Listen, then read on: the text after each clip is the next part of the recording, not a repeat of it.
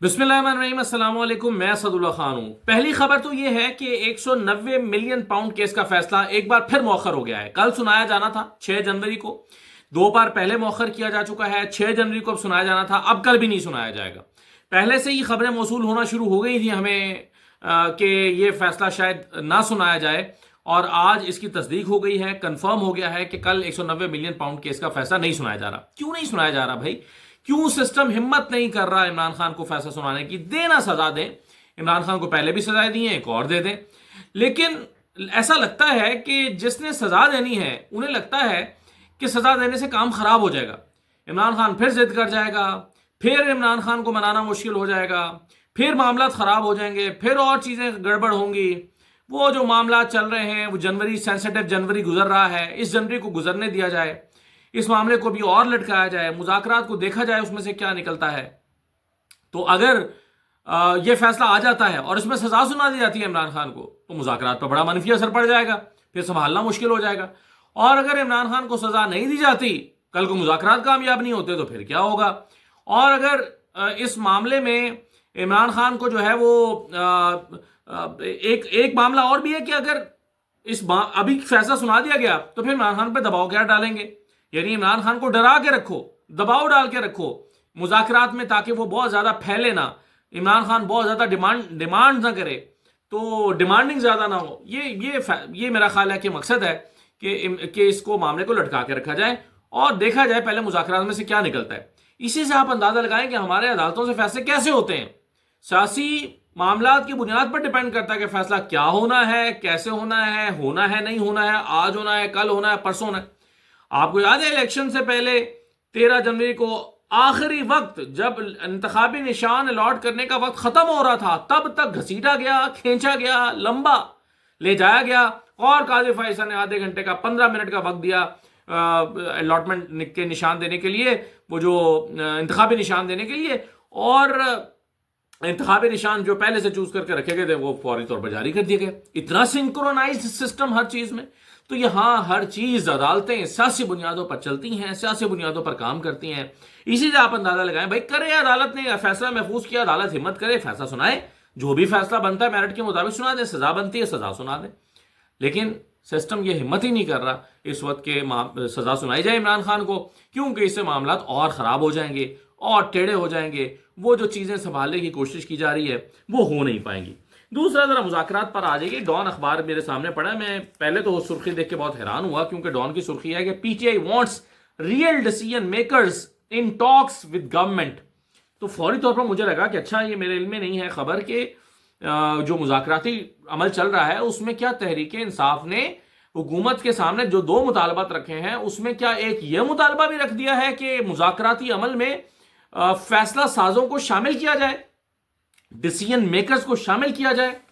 تو اگر تو ایسا ہوتا تو پھر تو یہ بہت بڑی خبر تھی، لیکن ڈیٹیل پڑھنے سے مجھے اندازہ ہوا کہ یہ انہوں نے ڈان کے کسی پروگرام میں اسد کیسر صاحب نے بات کی ہے کہ ڈیسیژن میکرز کو بھی مذاکرات کا حصہ بننا چاہیے، یا ان کی بھی رائے شامل ہونی چاہیے۔ پھر میرے نزدیک یہ کوئی اتنی بڑی خبر نہیں رہ جاتی، کیونکہ اس کی وجہ یہ ہے کہ تحریک انصاف جو کچھ مطالبہ کر رہی ہے وہ تو آلریڈی ہو رہا ہے۔ یعنی رانا ثناء اللہ تو پہلے سے ہی کہہ چکے ہیں کہ بھائی اسٹیبلشمنٹ آن بورڈ ہے۔ اس کا مطلب ہے کہ فیصلہ ساز یا اسٹیبلشمنٹ کا ورڈ استعمال نہیں کیا گیا، فیصلہ ساز، ڈیسیژن میکرز اس میں لکھا گیا اسٹوری میں۔ تو اسٹیبلشمنٹ تو یا ریئل ڈیسیژن میکرز جو ہیں وہ آلریڈی آن بورڈ ہیں۔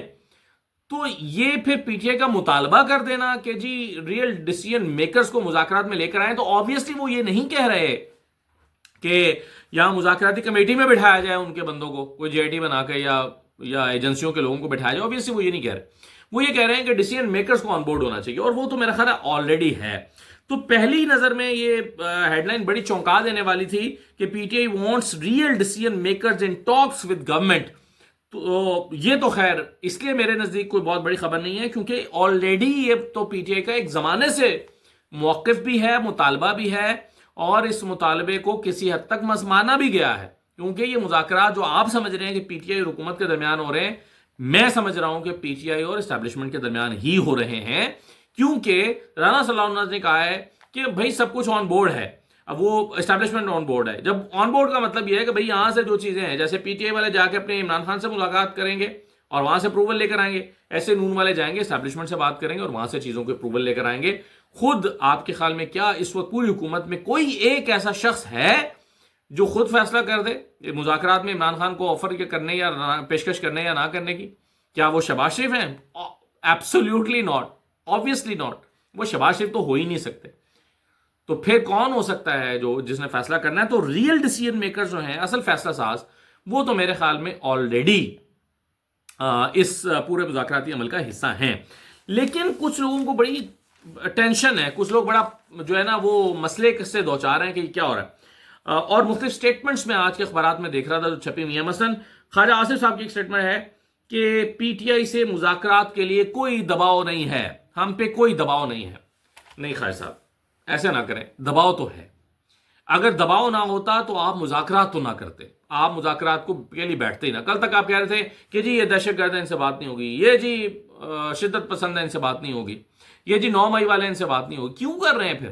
دباؤ کے بغیر کیسے کر رہے ہیں؟ آپ کو خواب آیا ہے کہ ان سے مذاکرات کرو، آپ کے ایسے ہی دل میں خیال آیا ہے کہ مذاکرات کرو، آپ فارغ بیٹھے ہوئے تھے تو آپ نے سوچا کہ چلو مذاکرات کر لیتے ہیں، ویلے آج ٹائم جنوری ذرا ہمارا فری ہے تو چلو مذاکرات کر لیتے ہیں. ایسی بات تو نہیں ہو سکتی. تو دباؤ تو ہے. پہلا دباؤ عوام کا ہے. آپ کو پتا ہے کہ عوام 1 سال سے آپ کی حکومت کو تسلیم نہیں کر رہے، اور لمحہ بلمحہ آپ کی مقبولیت جو کہ آلریڈی ختم ہو چکی تھی، وہ اس کا کلا کما ہو رہا ہے. آپ کی سیاست کا، آپ کی سیاست ختم ہو رہی ہے، لمحہ بلمحہ دم توڑ رہی ہے سیاست. تو عوام کا دباؤ ہے. پہلا دباؤ تو یہ ہے. دوسری بات یہ ہے کہ دیکھیے امریکہ کا دباؤ بھی ہے. آپ کو پتا ہے رچرڈ گرینل نے جو پے در پے ٹویٹس کی تھیں، آپ کو پتا ہے کہ امریکہ کا دباؤ ہے اور آئندہ دنوں میں بڑھ سکتا ہے. آپ نے حفظ ما تقدم کے طور پہ پہلے سے ہی قدم اٹھانا شروع کر دیا ہے. آپ کو پتا ہے کہ دباؤ ہے. اور دوسری بات یہ ہے کہ اسٹیبلشمنٹ کی بھی یہی منشا ہے تو آپ یہ مذاکرات کر رہے ہیں. میں اسٹیبلشمنٹ کی منشا کو دباؤ تو نہیں کہوں گا کیونکہ اس کی نوبت ہی نہیں آئی، لیکن بہرحال اسٹیبلشمنٹ کی بھی یہی منشا ہے کہ آپ مذاکرات کریں تو آپ مذاکرات کر رہے ہیں. تو خواجہ آصف صاحب کا یہ فرمانا کہ مذاکرات کے لیے کوئی دباؤ نہیں ہے تو یہ صریحاً غلط بات ہے.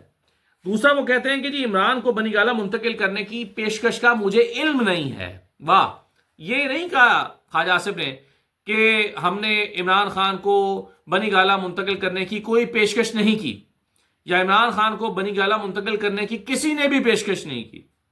لیکن انہوں نے کل کو باؤنس نہ ہو جائے ان کا یہ سٹیٹمنٹ، اس لیے انہوں نے محفوظ راستہ اختیار کیا ہے اور یہ کہا کہ مجھے علم نہیں ہے. عمران خان کو بنی گالہ کی اگر پیشکش کی گئی ہے تو مجھے علم نہیں ہے. انہوں نے سادہ زبان میں یہ کہہ کر اپنی جان چھڑائی ہے خواجہ آصف صاحب نے. تو اسی سے آپ سمجھ لیجئے کہ کچھ نہ کچھ تو چل رہا ہے، کچھ نہ کچھ تو ہو رہا ہے. عرفان صدیقی صاحب کیا فرماتے ہیں؟ بہت حیران کن سٹیٹمنٹ ہے ان کی. وہ کہتے ہیں پی ٹی آئی نے مطالبات اگر تحریری شکل میں نہ دیے تو مشکلات ہوں گی. واہ جی واہ، کیا مشکلات ہوں گی اور کیا تحریری شکل میں وہ آپ کو مطالبات لکھ کر دیں؟ کیا نواز شریف صاحب نے آج تک ہاں نواز شریف صاحب نے ڈیل کی تھی پرویز مشرف سے، وہ تحریری طور پر کی تھی کہ میں 10 سال کے لیے سیاست سے باہر جا رہا ہوں اور سیاست میں واپس نہیں آؤں گا. پہلے مکرتے رہے اور پھر آپ کو یاد ہوگا، شاید نوجوان نسل کو یاد نہ ہو، کہ ایک ڈاکومنٹ سامنے آ گیا کہ جی اچھا ڈاکومنٹ سامنے آنے سے پہلے انہوں نے جب ان کو پتا لگا کہ ڈاکومنٹ سامنے آ سکتا ہے تو کہنا شروع کر دیا کہ نہیں جی 10 سال کی نہیں 5 سال کی اگریمنٹ ہوا تھا. پھر وہ ڈاکومنٹ سامنے آ گیا اور اس ڈاکومنٹ میں لکھا ہوا تھا، نواز شریف کے سائن تھے، دستخط تھے پرویز مشرف کے ساتھ جب جدہ جا رہے تھے کہ بھائی میں ملک میں 10 سال تک واپس نہیں آؤں گا، 10 سال تک میں سیاست سے دور رہوں گا. لیکن پھر 5 سال کے بعد انہوں نے پھر ہاتھ پاؤں مارنے شروع کر دیے اور پھر واپس بھی آئے. 10 سال ختم ہونے سے پہلے واپس آ گئے، 7ویں سال واپس آ گئے تھے میاں نواز شریف صاحب. تو کیا تحریری طور پر نواز شریف صاحب کے جب پلیٹلیٹس گر رہے تھے، کیا انہوں نے تحریری طور پر لکھ کر دیا تھا کہ بھئی میری درخواست یہ ہے کہ میرے پلیٹلیٹس گرائے جائیں، میری ایسی رپورٹس تیار کی جائیں جس میں میرے پلیٹلیٹس گر چکے ہوں اور مجھے باہر بھیج دیا جائے؟ کیا تحریری طور پر یہ مطالبہ نواز شریف صاحب نے کیا تھا؟ کیا تحریری طور پر لکھ کر دے بھائی تحریک انصاف؟ 2 مطالبات انہوں نے آپ کو بتائے ہیں. ایک وہ کہتے ہیں کہ جی ہمیں جوڈیشل کمیشن چاہیے، دوسرا وہ کہتے ہیں کہ ہمیں جو ہے وہ اسیران کی رہائی چاہیے. تو یہ مطالبات ہیں کیا تحریری طور پر، یعنی حکومت کیا چاہتی ہے، چالاکی دیکھیں کہ ایک ڈاکومنٹ تحریری طور پر آئے، کل کو ہم میڈیا میں لہراتے پھریں اور ہم کہیں یہ دیکھو ہم سے NRO مانگ رہے ہیں، یہ دیکھو ہم سے جو ہے وہ درخواست کر رہے ہیں عام معافی کی کہ اسیران کو معاف کر دیا جائے۔ تو یہ عرفان صدیقی صاحب کا میرا خیال ہے کہ مضحکہ خیز ہے یہ سٹیٹمنٹ جو انہوں نے ارشاد فرمایا ہے۔ مذاکراتی ٹیم، اچھا اب آپ اس ساری صورتحال میں آپ کہیں گے کہ پھر ہو کیا رہا ہے، مذاکرات ہو رہے ہیں کہ نہیں ہو رہے؟ تو میں پہلے بھی کہہ چکا ہوں، دہرا دیتا ہوں کہ یہ جو مذاکرات ہو رہے ہیں یہ صرف دکھاوے کے لیے ہو رہے ہیں، یہ نظر کا دھوکہ ہے۔ اصل میں جو مذاکرات ہو رہے ہیں یہ ان کو کور دینے کے لیے ہے، یہ اس پر توجہ نہ جائے اس کے لیے ہے، اور اگر وہ مذاکرات نتیجہ خیز ہوں تو پھر بتایا جائے کہ بھئی دیکھو یہ مذاکرات نتیجہ خیز ہو گئے ہیں، یعنی ان مذاکرات کی آڑ میں ان مذاکرات کو نتیجہ خیز کرا کے اور کوئی حل نکالا جائے۔ یہ ایک فارمولہ چل رہا ہے اور اب یہ کوئی ڈھکی چھپی بات نہیں رہی۔ لیکن آپ دوسری طرف دیکھیں نا، حکومت چاہتی ہے کہ جب تک وہ مذاکرات سے کچھ نہیں نکلتا یہاں پر کوئی اس کو لٹکایا جائے۔ اب عمران خان سے آج ملاقات ہونی چاہیے تھی مذاکراتی کمیٹی کی کرنے کی، مگر نہیں کرائی گئی۔ اب کہا جا رہا ہے کہ کل ہو جائے گی یا پرسوں ہو جائے گی۔ اب کل بھی مجھے لگتا ہے کہ شاید نہ ہو تو پرسوں پہ چلی جائے۔ اب پرسوں اگر ہوگی تو پھر اس کے بعد دوبارہ سے اسکیجول کی جائے گی میٹنگ، تو پھر وہی جمعرات جمعہ آ جائے گا، اور عین ممکن ہے مذاکرات اگلے ہفتے پہ چلے جائیں مزید۔ تو یہ تو 2-3 اور مذاکرات ہوں گے تو مہینہ ختم ہو جائے گا، 31 ختم ہو جائے گی۔ تو پھر اور تحریک انصاف بھی جو کہتی ہے نا کہ جی 31 کے بعد کوئی بات چیت نہیں ہوگی، 31 ڈیڈ لائن ہے، تو تحریک انصاف بھی، اچھا ویسے یہ کتنی دلچسپ بات ہے، جس کو ریلیف چاہیے ہوتا ہے وہ اس طرح کی ڈیڈ لائنیں نہیں دیتا، جس نے آفر دینی ہوتی ہے وہ دیتا ہے، وہ کہتا ہے کہ بھائی یہ 31 تاریخ تک میری آفر ہے، لینی ہے تو لو نہیں تو کوئی نہیں ملے گی۔ یہاں الٹا حساب ہے، جس کو آفریں کی جا رہی ہیں وہی ڈیڈ لائن دے رہا ہے کہ بھائی مجھے اگر کوئی تم نے اگر پیشکش کرنی ہے یا مجھ سے کوئی بات بنانی ہے تو 31 تاریخ تک تمہارے پاس ڈیڈ لائن ہے، ورنہ 31 کے بعد کوئی بات چیت نہیں ہے۔ تو یہاں الٹا حساب ہے، تو اسی لیے حکومت کی ہوائیاں اڑی ہوئی ہیں۔ اب حنیف عباسی صاحب نے کیا فرمایا ہے، جی میں تو حامی نہیں ہوں۔ حنیف عباسی صاحب کہتے ہیں میں تو مذاکرات کا حامی نہیں ہوں۔ اچھا جی چلیں ٹھیک ہے، آدھے لوگ حامی ہیں آدھے نہیں ہیں، جو ہیں جو کر رہے ہیں مذاکرات حامی وہ بھی نہیں ہے، حامی کوئی ہے ہی نہیں۔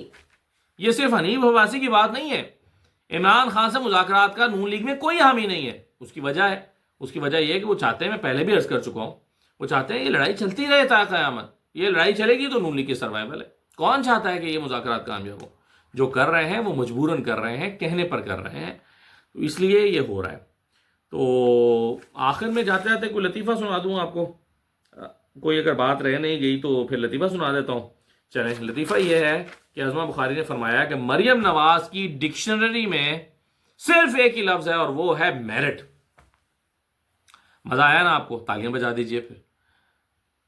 میرٹ، مریم نواز جو خود میرٹ پر نہیں آئیں، ہاری ہیں اپنی سیٹ محض شرافت سے، ہار کے جعلی وزیر اعلیٰ بن گئیں۔ ان کے ایم پی اے جو ہارے ہوئے تھے ڈیرے انہوں نے اٹھا دیے تھے، تمبو والے رات کو تمبو اٹھا کے لے گئے تھے کہ یار یہ ہار گیا ہے، یہ تو کل کو پیسے بھی نہیں دے گا، ہارا ہوا بندہ کب پیسے دیتا ہے۔ تو وہ جو تمبو اتار کے لے گئے تھے صبح جو وہ جاگے ہیں آنکھیں ملتے ہوئے تو پتہ لگا کہ وہ جیت گئے ہیں، ایسے ایم پی ایس کو ملا کے مریم نواز کی حکومت بنائی گئی ہے۔ ان میں سے 90% لوگ یا 80% لوگ تو میرٹ پر آئے ہی نہیں ہیں، اسمبلی میں میرٹ پہ نہیں آئے، تو یہ کون سی میرٹ کی محترمہ بات کر رہی ہیں؟ بہرحال آپ سنا کیجئے، سر دھنا کیجئے اور انجوائے کیجئے۔ اجازت دیجئے، اللہ حافظ۔